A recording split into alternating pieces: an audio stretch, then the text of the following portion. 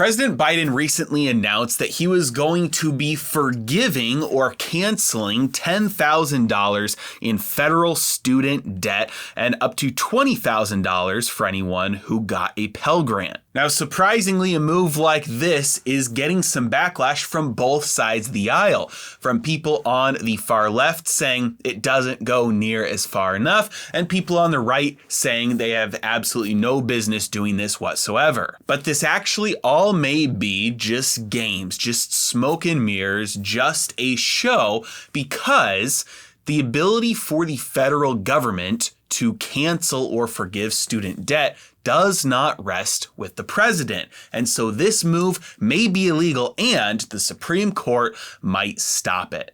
Ready? Let's dive in.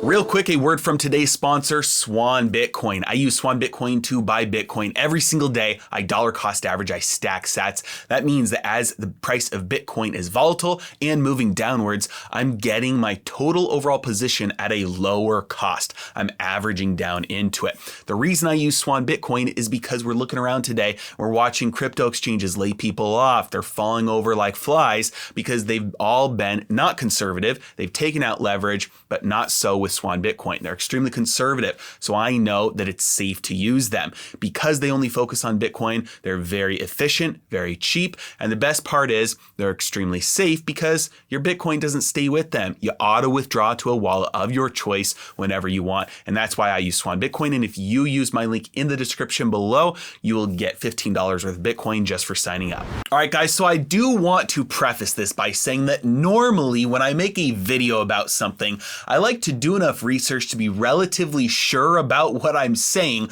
before I come out and say something. This is not one of those videos. In fact, in all of my digging, the only thing that I could find on this was the potential that the Supreme Court might try and stop this from happening. But so far, at least up to the point of me recording this video, nobody is talking about whether the Supreme Court will step in and stop it now that Biden has announced that he is moving forward with this. So I do have a big question mark, a big asterisk at the beginning of this video, because I'm not sure if what I'm about to tell you will actually come true.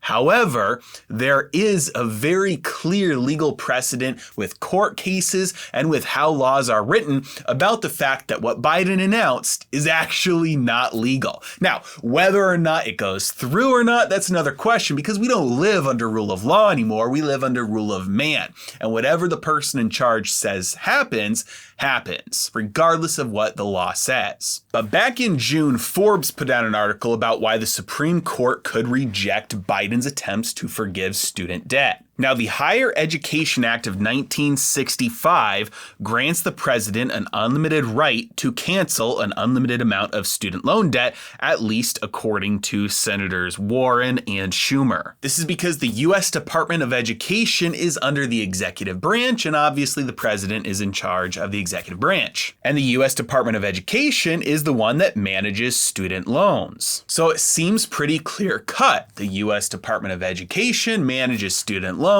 The person in charge is ultimately the president. So if he says wipe out student loans, why would that be a problem? Well, the problem is because this comes with the power of spending money, because you aren't just eliminating debt, you're actually paying it back. So you have to cause a payment to happen on behalf of those who owe the debt. And this is something that lies in the power of Congress, the legislative branch. The executive branch does not have the power of the purse. As you can see here from this article from thecollegeinvestor.com, the executive branch cannot spend money that has not been appropriated by Congress. Further, it seems like the interpretation of the Higher Education Act of 1965, it may be misinterpreted, because while the Secretary of Education has the authority to modify, waive, release any right, title, claim, lien, or demand, that whole phrase is preceded by, in the performance of, and with respect to, functions, powers, and duties vested in him by this part. So what part, you might ask? Any part given to them by Congress. Because when Congress authorizes a program like the public service loan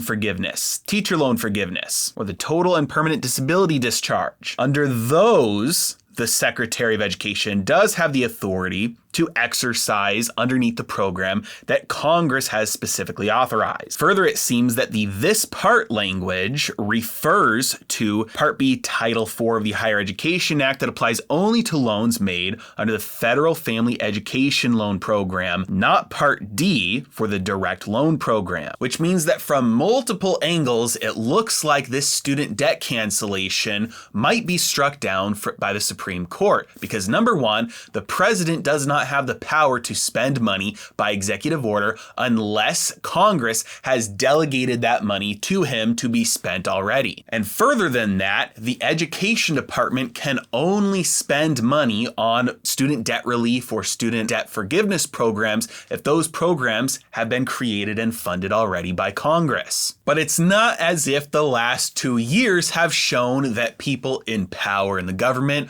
are keen to stick to the rules and go by what the playbook says they're allowed to do. It seems like more than ever, they're just winging it and doing whatever they want. But even if that's the case, and let's say this does get struck down, could be a big political move for Biden simply because you go for something even if you know it's not going to go through, and now the gesture looks good to everybody who is going to be a recipient of it, and it demonizes the other side who gets it stopped. So from what I can tell, it looks to me like there's a good chance the Supreme Court puts a stop to this, but you let me know what you think, if there's something that I'm missing here, something that I'm misinterpreting, or something else that I just didn't see. As always, I really appreciate you guys.